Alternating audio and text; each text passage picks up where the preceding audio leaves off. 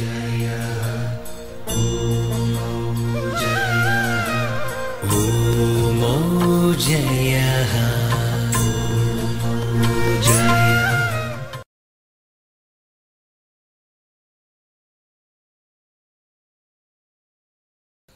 విలువలు పోగొట్టుకోవద్దు, మీరు మీ గౌరవాన్ని పోగొట్టుకోవద్దు, మీ స్థితిని మీ స్థాయిని పోగొట్టుకోవద్దు.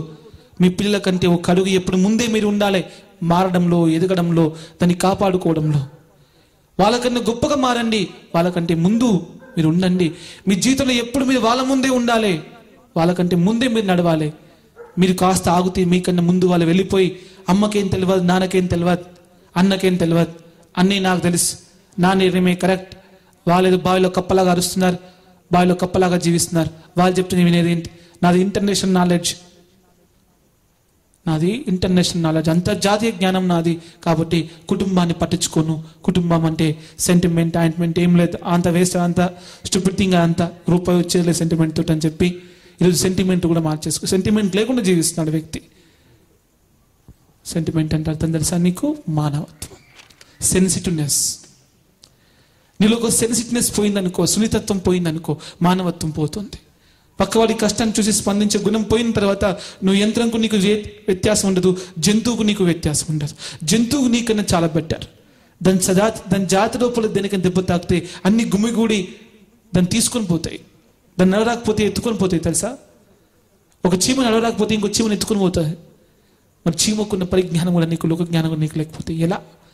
అందుకే మీకు చెప్పేది అదే, మంచి బలాన్ని పెంచుకోండి. అర్థమేది బలం అంటే ఏందో తెలిసినా, నీ కిందున్న వాడి కంటే ముందు నువ్వు ఎప్పుడు అలానే ఉండాలి. ఫర్ ఎగ్జాంపుల్ 7వ తరగతి వాడు అక్కడ ఉన్నాడు, నువ్వు 8వ తరగతి చదువుతున్నావు. నీ జూనియర్ జీవితాంతం జూనియర్గానే ఉండాలంటే నీలో సీనియారిటీ ఎప్పుడు పెంచుతూ పోతూ ఉండాలి బిడ్డ. నువ్వు 8వ తరగతి దగ్గరనే ఆగిపోయినావు అనుకో, వాడు 9వ తరగతి చదువుతాడు. వాడు 9వ తరగతికి వచ్చి ఏం చెప్తాడు? ఒకప్పుడు మాకు సీనియర్ అండి, ఇప్పుడు నేనే ఆయనకు సీనియర్. అర్థమవుతుందా? ఈ పరిస్థితి మీకు రావద్దు. నువ్వు ఎక్కడైతే నేర్చుకోవడం ఆపేశావో, ఎక్కడ నువ్వు ఆచరించడం మానేశావో, ఎక్కడ నువ్వు ప్రయత్నం చేయడం మానేశావో, ఎక్కడ నువ్వు ఎదగడం మానేశావో, ఎక్కడ నువ్వైతే మారడం మానేశావో, అక్కడనే నువ్వు మరణించినావని గుర్తుంచుకో. అక్కడ నీ జీవితం అంతరించిపోయిందని గుర్తుంచుకో. నీకు 90 ఏళ్ళు కాదు, 100 సంవత్సరాలు వచ్చినా నువ్వు కొత్తగా ఈ రోజు బడికెళ్ళే పిల్లలాగా నీ జీవితంలో నేర్చుకోవాలి. నువ్వు ఆచరించాలి, మారాలి, ఎదగాలి. అలా వెళ్తే నీ భగవంతుని యొక్క కృప, అటు ప్రపంచం యొక్క విజయ దిశ దశ అన్నీ నీకు ప్రాప్తించి తీరుతూ ఉంటాయి. లేకపోతే అది ప్రాప్తించడము నీ తరం కాదు తండ్రి. సో రోజు పిల్లలు ఏం చేస్తున్నారో గమనించండి, మీ భార్యలు ఏం చేస్తున్నారో కూడా గమనించండి, మీ భర్తలు ఏం చేస్తున్నారో గమనించండి. ఇరుగు పొరుగు వారిని గమనించడం కాదు, సీరియళ్ళు లేకుంటే న్యూస్ సినిమాలు గమనించడం కాదు. ఏ సినిమా రిలీజ్ అయిందో చాలా మంది తెలుసు, ఇప్పుడు రేపు ఏమి రిలీజ్ కాబోతుందో, ఏ సీరియల్ ఎప్పుడు స్టార్ట్ కాబోతుందో, ఎప్పుడు అయిపోతుందో కూడా తెలుసు చాలా మందికి. కానీ వాళ్ళ భార్య ఏం చేస్తుంది ఏంటో చాలా మంది భర్తకు తెలియదు. వాళ్ళ పిల్లలు ఏం చేస్తున్నారో చాలా మంది నాకు తెలియదు. వాళ్ళ తోబుట్టులు ఏం చేస్తున్నారో కూడా తెలియదు, చాలా మంది తెలియదు ఆ విషయాలు. కానీ న్యూస్ అప్డేషన్స్ వారిని మీద అధికారం చెలాయిస్తున్నాడు, నువ్వు అది అర్థం చేసుకోవట్లేదు. నువ్వు ఇలాంటి బానిసత్వ సంఖ్యల నుంచి బయటకు రావాల్సిన అవసరం ఉంది. నీలో ఏ రకమైన బానిసత్వం ఉండకూడదు. సమాచార బానిసత్వం కావచ్చు, సాంఘిక బానిసత్వం కావచ్చు, ఎటువంటి ఒక బానిసత్వాన్ని నువ్వు ఒప్పుకోవద్దు. నువ్వు స్వతంత్రాల చేత, స్వయం నిర్ణయాల చేత, స్వయం కృషి చేత, స్వయం హక్కుల చేత, స్వయం సాధికారిక చేత నీ జీవితాన్ని నువ్వు నీ నిర్ణయాత్మకంగా నువ్వు నిర్మించుకునే విధంగా, నువ్వు సంకల్పించుకునే విధంగా, నువ్వు ఏర్పరచుకునే లక్ష్యానికి అనుగుణంగా నీ జీవితం నువ్వు జీవించగలగాలి. ఇంకొకరి ప్రభావం నీ మీద ఉండవద్దు, నీ ప్రభావం ఇంకొకరి పైన కూడా ఉండవద్దు. నువ్వుగా జీవించేటువంటి ప్రయత్నం 24 గంటలు నీ వ్యక్తిత్వాన్ని, నీ అస్తిత్వాన్ని, నీ ప్రత్యేకతను కాపాడుకునే ప్రయత్నం చేయాలి. నీ అస్తిత్వం పోతే నీ వ్యక్తిత్వం పోతుంది, వ్యక్తిత్వం పోతే ప్రత్యేకత పోతుంది. నీ ప్రత్యేకత పోయినాక నువ్వు జీవించినా మరణించినా ఒకటే, నువ్వు ఉన్నా లేకపోయినా ఒకటే. భగవంతుని జనాభా లెక్కల్లో నువ్వు ఉండవు, దేశ జనాభా లెక్కల్లో నువ్వు ఉండొచ్చు. దాని కొరికే చెప్తున్నాను. బలం అంటే అర్థం అది. ఏది బలం అంటే నీ ముందున్న వాడికి, నీ ఎన్నుకున్న వాడిని నువ్వు ఎప్పుడు ముందే ఉండాలి. మీ పిల్లలు ఎప్పుడు అనొద్దు అమ్మ నీకు ఏం తెలియదు ఊరుకో అని. వాడు ఏ రోజైతే అన్నాడో అమ్మ నీకు ఏం తెలియదు ఊరుకో, నోరు మూసుకో అని, నువ్వు అప్పుడే అర్థం చేసుకో వాడిని చేయి దాటిపోయాడు. వాడి మనసులో ఇప్పుడు నువ్వు లేవు. ఈరోజు మాటలో కాస్త నువ్వు ఉన్నావు, కాస్త గౌరవిస్తున్నాను, చేతులు గౌరవిస్తున్నాను. రేపు మాటలు కూడా బంద్ అవుతాయి. చదువు అయిపోగానే మాటలు బంద్ అవుతాయి. ఉద్యోగం వచ్చిన తర్వాత చేతులు బంద్ అవుతాయి. పెళ్ళాం వచ్చినాక వాడే బంద్ అవుతాడు. ఈ దుస్థితి నీకు రావద్దు. ఈరోజు నీతో ఉన్నప్పుడే మనసు బంద్ అయిపోయింది, చదువు అయిపోయినాక మాటలు బంద్ అయిపోయినాయి, ఉద్యోగం వచ్చినాక చేతులు బంద్ అయిపోయినాయి, పెళ్ళైన తర్వాత వాడు బంద్ అయిపోయాడు. అప్పుడు వాడు ఏమంటారు తెలిసినా, నేను పుట్టలేదు అనుకో, సంతోషంగా ఉంటావు. అప్పుడు నీకు గుండె పగులుతుంది. మరి నీ కోసం ఇన్ని అప్పులు చేసినాం కదా, ఎన్ని కష్టాలు పడ్డాం కదా అంటే ఎవడు ఏమన్నాడా అని నేను చేయకుండా ఉన్నట్టు మేము చేయమన్నావా? పక్కింటి మన బావ కొడుకులు ఎక్కువ చదివిరని బాబాయ్ కొడుకులు ఎక్కువ చదివించాం అంతే. నిజంగా నామే నీకేం ప్రేమ?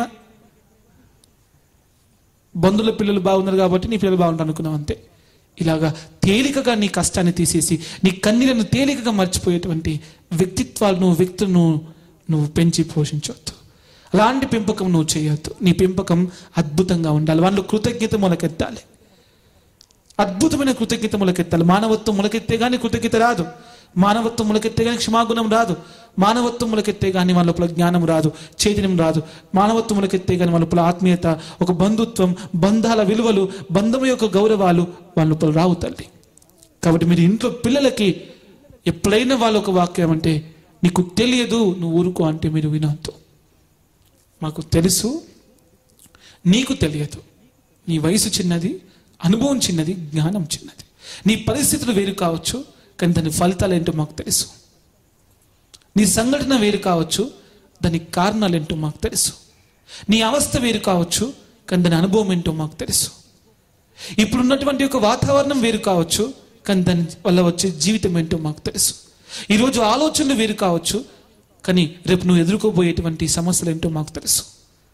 సమాజంలో నువ్వు ఈరోజు నువ్వు జీవిస్తున్నటువంటి సమాజం యొక్క పోకడలు వేరు కావచ్చు, దాని ఎత్తుగడలు వేరు కావచ్చు కానీ చివరకు నువ్వు ఏమైపోతావో మాకు తెలుసు. నీకంటే ముందున్నోళ్ళం, నీకంటే ముందుగా చూస్తున్న వాళ్ళం. కాబట్టి నువ్వు చెప్పింది విను, నిర్ణయం నువ్వు తీసుకోవద్దు.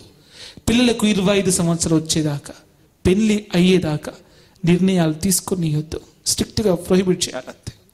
వాడు నిర్ణయం తీసుకునే స్థితి మూడిట్లోనే ఉండాలి. వాడు చదువు విషయంలో నిర్ణయం తీసుకునివ్వు, వాడి ఆరోగ్యం విషయంలో నిర్ణయం తీసుకునివ్వు, వాడి వ్యక్తిగత విషయాలు అంటే లక్ష్యాన్ని చేరుకోవడానికి కావలసిన శక్తి, సామర్థ్య, ప్రతిభ విషయంలో నిర్ణయాలు తీసుకుని. అందుకని జీవితం విషయంలో నిర్ణయం తీసుకునే స్థితికి వాడిని మనం వదిలేయొద్దు. వివాహం అయిన తర్వాత వాడి నిర్ణయాలు తీసుకో.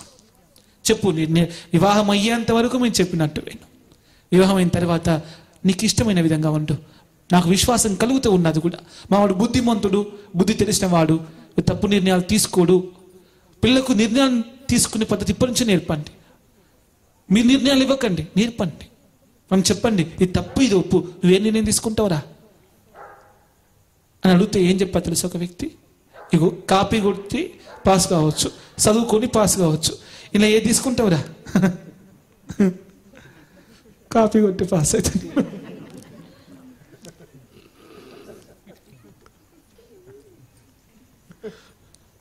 ఇట్లాంటి పిల్లలంగా అన్నారు ఎందుకవ్వా?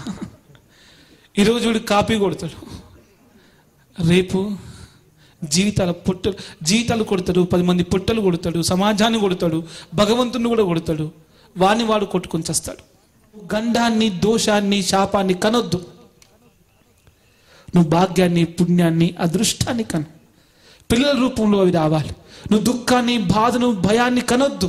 పిల్లల రూపంలో కాస్త సుఖమును, శాంతిని, తృప్తిని, ఆనందాన్ని కన్నును పిల్లల రూపం లోపల. ఇది నీకు లేకపోతే నీ జీవితం సర్వనాశనం అయ్యే ప్రమాదం ఉంది. సో అందుకే ఎటువంటి కాలుష్యాన్ని ఇంట్లోకి రానివ్వకు, ఎటువంటి బలహీనతలను నీ లోపలికి రానివ్వకు. సమాజంలో కాలుష్యాన్ని నీ జీవితం లోపలికేమో, నీ లోపలికేమో బలహీనతలను ఎప్పటికీ రానివ్వద్దు. బలాన్ని రానివ్వు. బలాన్ని ఇవ్వు, బలంను లోపలికి తీసుకో. బలహీనతలు ఇవ్వకు, బలహీనతలను లోపలికి రానివ్వకు. నా సందేశం అదే మీకు.